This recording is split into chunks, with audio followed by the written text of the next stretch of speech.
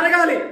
నేను ఎన్ని ప్రయత్నాలు చేసినా, ఒకవేళ ఎన్ని అన్యులకించ ఎన్ని మందిరాలు తిరిగినా, ఒకవేళ క్రైస్తవులు అయినప్పటికీ ఆ మందిరానికి వెళ్తే అద్భుతం జరిగిద్ది, ఈ మందిరానికి వెళ్తే అద్భుతం జరిగిద్ది అని ఒకవేళ క్రైస్తవుడిగా ఎక్కడెక్కడో తిరిగినా అది మందిరాల్లో లోపం లేదు, కానీ అది సృష్టికర్త అయిన దేవుల్లో ఏమాత్రం వ్యత్యాసం లేదు. కానీ మనల్ని మనం పరిశుద్ధపరచుకుంటే, మనల్ని మనం పవిత్రపరచుకుంటే రేపు మీ మధ్యలో అద్భుతం చేస్తానన్న దేవుడు, ఆనాడు యెహోషువతో వాగ్దానం చేసిన దేవుడు ఈనాటికి వాక్య స్వరూపి మనతో మాట్లాడుతున్నాడు.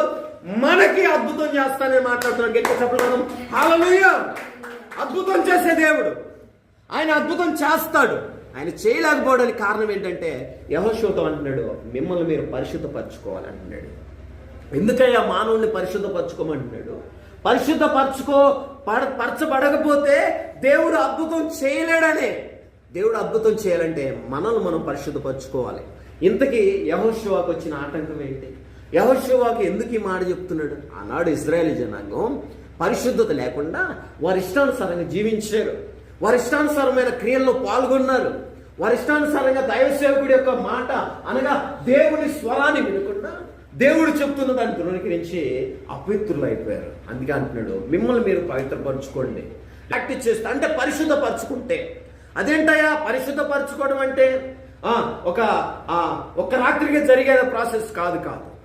దేవుడు నీకు మారు మనసు ఇచ్చి దేవుణ్ణి అడిగి నన్ను పవిత్రపరచుకోవా. అందుకే దావీదు అంటాడు 51వ కీర్తన ఒకసారి చదవండి.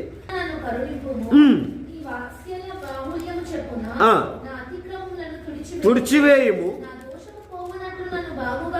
నా దోషము పోవునట్లు నన్ను బాగుగా కడుగుము. ఈ మాట నాకు కావాలి. నా పాపము పోవునట్లు నన్ను పవిత్రపరచుము. ఒక వ్యక్తి పవిత్రపరచబడాలి అంటే ఇందాక మిమ్మల్ని మీరు పవిత్రపరచుకోండి యెహోషువ అని చెప్పాడు దేవుడు.